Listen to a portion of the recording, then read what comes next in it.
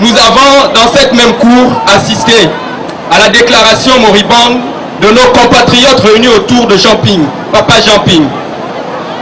C'est donc suite aux affirmations mensongères issues de cette déclaration et visant à déstabiliser et dérouter la jeunesse que nous avons décidé d'apporter un certain nombre d'éclaircissements.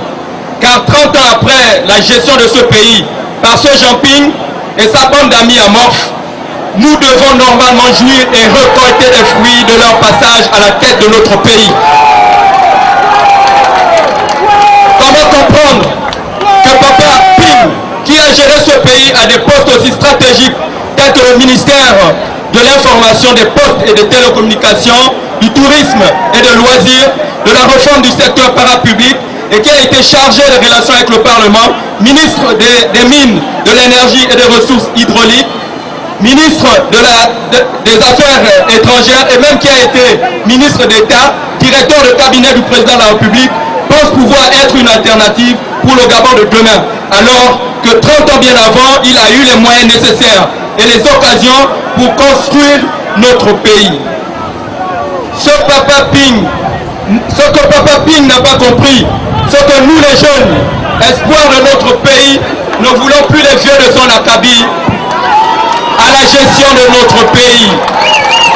Nous sommes tous conscients que Papa Ping fait partie intégrante et à des niveaux très élevés du marasme du Gabon. Et qu'aujourd'hui, lui et toute sa bande de pédégistes déchus doivent se tenir à l'écart, surtout lorsqu'on parle des choses du Gabon, surtout lorsqu'on parle de la construction du Gabon qu'ils ont détruit, surtout lorsqu'on parle de l'avenir de notre pays. Je me permets de revenir sur un certain nombre d'affirmations de Papa Ping dans son allocution. Papa Ping relève qu'il aurait pu, après son départ de l'Union africaine, aller s'asseoir dans son Ombwe natal et crouler des jours heureux. Mais ce que Papa Ping refuse de nous dire,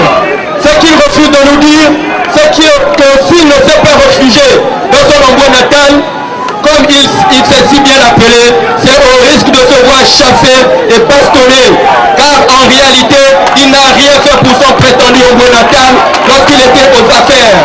Et après être chassé de la gestion de notre pays,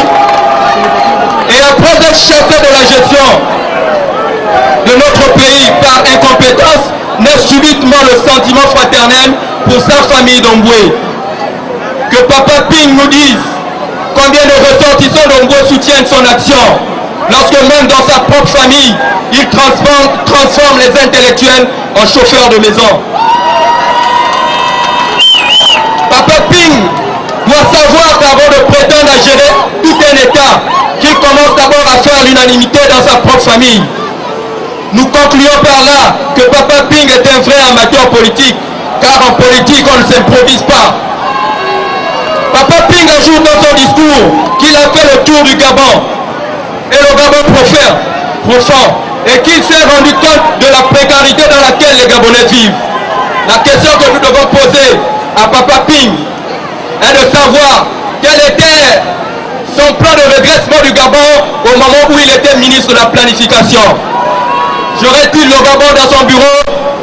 Comment parvenait-il, lui, ministre de la Planification, à donner les indicateurs sociaux s'il n'était pas en contact avec les réalités quotidiennes des Gabonais?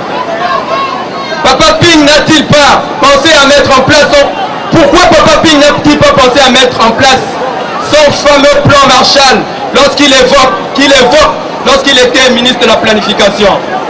Nous comprenons par là qu'une fois de plus, Papa Ping se moque des Gabonais et nous prouve une fois encore son incompétence avérée et malheureusement son incompétence à gérer le Gabon, notre pays. Non, Papa Ping, ce genre de discours ne mérite pas d'être prononcé dans ta situation. Et il faut que tu comprennes simplement que ta place est aux archives, sinon même au garage. Je me permets d'évoquer ici quelques noms mentionnés par Papa Ping. Il s'agit bien sûr de ses frères, Frère Gonjo Kawe et Joseph Renjambe, que Dieu ait leur âme. Donc Papa Ping accuse le système PDG d'avoir été responsable de leur mort. Mais ce que Papa Ping oublie, c'est qu'il était en ce moment-là même membre influent du système PDG dont il rend responsable aujourd'hui.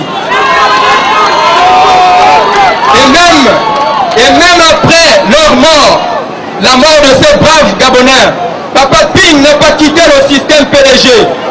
Par conséquent, il vient par cette déclaration avouer qu'il est complice et coupable même de la mort de ses deux frères.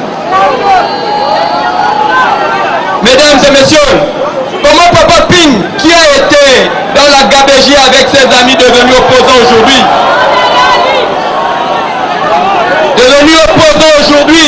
pendant plusieurs années, peut-il penser qu'en 7 ans seulement, le président Ali Bongo Ondimba aurait pu réparer tout le désordre qu'ils ont causé plusieurs décennies durant? Nous comprenons par là qu'il souffre certainement d'une cécité qui ne lui permet pas de voir les réalisations de notre champion Yali en seulement 6 ans de magistère. Pourtant, lorsqu'il parcourt le Gabon profond qu'il évoque, il a quand même apprécié la qualité de notre réseau routier et qui a connu ces dernières années des avancées remarquables. Papa Ping doit savoir, il doit avoir à l'esprit que la politique renouvelle ses classes au fil des temps. Et avoir Papa Ping comme président de la République, c'est faire reculer le Gabon, alors que nous voulons avancer avec Yali. Car avec Yali, nous sommes sûrs, nous jeunes, de pouvoir espérer à des lendemains meilleurs. Nous profitons donc, nous jeunes, réunis autour de Génération Ali Bongo, d'appeler une fois encore Ali Bongo Ondimba, notre champion, à se porter candidat à l'élection présidentielle de 2016 et nous nous rassurons d'un soutien indéfectible. Je vous remercie. Oh,